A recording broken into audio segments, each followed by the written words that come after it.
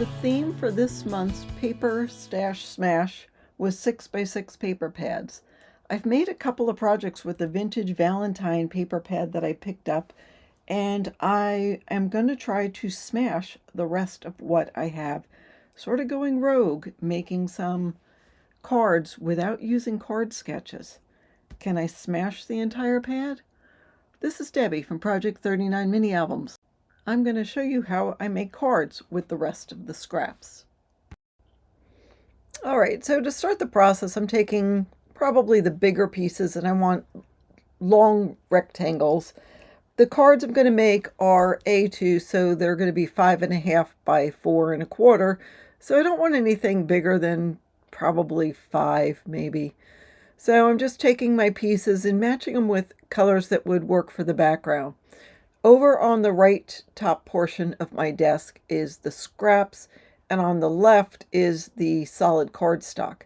I do like to have layers on my cards. I know you can do cards without layers, but that's just how I like my cards. I feel like it gives you a more finished look. So looking to match the colors, sometimes I get real good and sometimes I'm okay with it. I like these striped papers for something that'll go across the whole card, so I might be cutting those down a little more than the other pieces. I'll make sure it's 4.25. I can always cut it down more if I need to. So again, just taking the pieces and trying to match them up with some corresponding cardstock. I keep cardstock scraps that are 3x4 or bigger. So anything smaller than that's gonna be used or tossed. I keep all of my scraps except for black and white. I keep all of my scraps in a small container that's about, I don't know, 10 inches by 6 inches by 1.5 inches, maybe 2 inch. So that is all my scraps. If it gets so full I can't close it, then I have to go through and get rid of some, or usually I just reorganize it and then they all fit. I do try to do it in rainbow order, just in case I'm looking for a purple piece. I can just go to the purple pieces and find something that's close.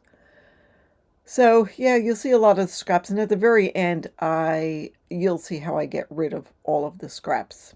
All of them. Every single one of them. I say that I take my scraps and I put them in the campfire and make s'mores, but I think it's been like a year since I've had a s'more. And the reason I talk about camping and whatever is because you may know that I live and travel and craft in my RV. We sold the house a long time ago. I guess this is 6 years. And we just travel the country. Right now we are in Florida. And it's mid-January and we're waiting for snow. Yeah. All right, so this is what I do with the scraps after I've used as much as I feel like I can. I have this banner punch and I love it. I use it for, at the end of after I'm done making the cards, I'll take 3 banners of different sizes and put them on the inside of the card. It adds a little bit of color, it's a little bit of pop, and it uses up these teeny tiny scraps. Now I also could be making flowers with these scraps, but by the time I'm at this stage in the game, I've made my projects and I don't want to save any scraps that wouldn't coordinate with the project, because it's not as likely that any scraps I save would match whatever I'm working on next. See that little pile? That is it. That is what's going in the bin for the fireplace. All right, let me show you what the next step is. All right, so now I've got my shapes all cut. So this is what I have. Just a bunch of rectangled, a couple of squares, some long pieces. I have some that could use as a background to put a focal point on. Even this white one, because I didn't like anything else that was there. Here's my little banners for the inside of the cards. I also have some sentiments. So some I stamped. I stamped different colors and whatever. It was the only Valentine's Day stamp I have. Most of these, though, are printables from Bunfuzzle Boutique. Be mine, I love you. You are loved, I adore you. XOXO. Some are on cardstock with an outline and some are not. So there's that. These are just miscellaneous things. I've got some letters like it'll spell love. Will you be my Valentine? Things I had in my stash. Just different things. Most of what's here is a focal point. So I have some of these Bumfuzzle gnomes, which are adorable. And then just some more of these printables, the Bumfuzzle ephemera and sentiments. That would be great on cards as well. Love, love, love, love. Okay, so I've got that. People have asked me about these trays. Couldn't tell you. I have no idea. I've had them for so long that I don't know where they came from. Sorry. I had just a couple of larger pieces of the cards, not the cardstock, the pattern paper. So I cut it down. I also cut down some cardstock, and I also cut card bases. So these card bases are, of course, 5.5, 4 1/4 wide. So these are 4 1/8 by 5 3/8. I just like the slightest border on it. What I'll probably do is just right now work on this as the base and then later on glue them onto my cards. Oh, some are a little smaller just because it was at the end of the, just because they're smaller. But that's okay. I mean, this would still fit on a card base. So I could use that. All right, let's start with one of these and one of these. And I'm going to go first to my rectangles. I'm not going to be picky. The only thing is, I just don't want the cards to blend in. So, you know, I like this because it's a dark red on this pink background. So that looks fabulous. Do we have anything else? Well, I like something else long and thin. I could do that, but I don't like how those orientation of the roses are. I'm really just going to stick with this. I'm not going to be too picky about it. So, I mean, right there, there's a card. And then all you need is a focal point on it. So you could do this. If this had a background, I think that would be fabulous. I'll need to cut one out. But same with this. I think that's a card. I mean, once I glue it down. And there's two different ways of doing this. So I could have this straight up and this is straight up and down, or we could go sort of sideways. And you can also use dimensionals and have them popped up. Then I definitely would put this on a piece of cardstock and pop it up. Or if you didn't want to use that, you could go with one of my, not mine, Bumfuzzle gnomes.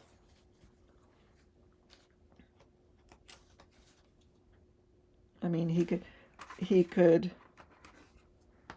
be popped up on here, or a smaller guy, just like that. Do you want a sentiment with it? Okay, let's just be my Valentine. Could go a little smaller, or true love, right there. I don't know that I like the black because it's just a little too dark with that.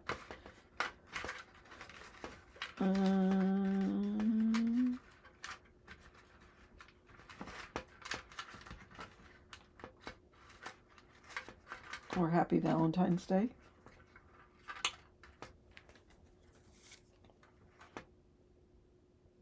Could just do that.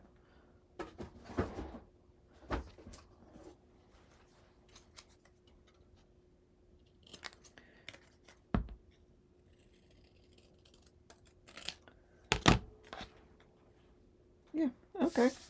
So I'm going to put that aside and glue that down later. I'm going to put together just a couple just to show you what my thought process is. Then I'm going to glue them down, and then I'm going to show you what they look like. All right, I'm going to go, this is going to be the base. I mean, I have one more piece of pattern paper, but it doesn't have to be a pattern paper to make it work. It could be a plain piece of cardstock because truthfully, these have enough pattern to them. I'm going to go again with one long. So I sped this part up. It's just showing you me auditioning different combinations of the rectangle, seeing what I like in the end. But some work, some don't, and we all have different tastes. I also will tell you that if you go maybe to Pinterest and put in card sketches with rectangle shapes, you would probably come up with a couple of different ideas, and that would help you off. But next, what I'm going to do is go through the cards that I've made and just show you ones and how I finished them off. So we'll do that right now. I think this was the one I was struggling with. I ended up changing the design entirely, but you see how I ended up with it. And I did put some enamel dots or whatever I had, so I had some enamel hearts, and it just added a little extra touch. Inside, I did put the banners in. Now, I had a couple of pieces left over. That's what I have left over, and these could go inside instead of the banners or in addition to the banners. It's entirely up to you how you want to do that. But since I had a lot of the banners left, I just added those on the inside. I liked it. I added colors from the front of the cards. Let me show you the rest. So this one is using the love. I wish the square was a little smaller, but that's okay. Oh, I did take some cardstock and I embossed some of it just to add a little extra touch. This one, not my favorite. It's not balanced, but it's okay. And I couldn't figure out what to add for enamel dots and that kind of thing. I like this. Maybe it's just because I like the gnome on there. I think that card came out good. It's a nice cohesive design. The colors are good. It's balanced. I added some enamel dots there in the corner, and I like how that turned out. This one came out okay too. So there is one of the pieces of ephemera that made a nice focal point, and then a couple of enamel hearts there helped add a little pizzazz to it. I think any card with the gnome on it will look fabulous. That's one of the first ones I did with that on there, and that made a good background. I don't know if you can see, but there is also a dimensional heart on here that just adds just a little something. So again, there's the banners in the side. Now the rest of these I didn't put on bases. I still need to do that, but you can just see some of the ideas. The love looked really good on here. I liked how that turned out. Oops, don't know that's what I meant, and I need to glue that down. I don't know. Don't know if I like the glitter with the card, but it adds something. I added some gems on here, and I did like that. And you can see this card I embossed. Simple. And this one I'm not so nuts about. I don't know. It needs something else here. I was out of gnomes, so I couldn't put a gnome there. Here's another one of the gnomes. Was this the first one I started? I don't know. But I like him. I like the colors with him. I didn't think that it needed a sentiment here. I can put the sentiment inside. The colors of this all worked out. Again, I felt like that was cohesive. Although this one I cut, I think it's a couple too many rectangles. I don't know that I needed these. See, this only has the 2 rectangles and then the one with the sentiment. And I think that was enough. A couple of little gems there just add some pizzazz to it. I like that. This is popped up. And again, I need to glue this onto a card base. And then another gnome. Again, pretty simple. But, you know, I wouldn't be ashamed to give this out. So, like I said, this is what I have left as far as the shapes, and I can add them in. This is what's left of the ephemera, banners, whatever. So I'll go through and see if I can use them up before I'm done with my Valentine's Day crafting. And then this is what's left of the pack. After that, nothing.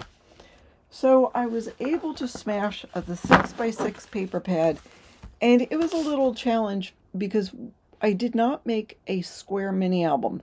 I will be doing more square mini albums just to use some 6x6 paper pad, like a 7x7 or 6.5x6.5 album, which is the best use of a 6x6 paper, but it really wasn't too bad.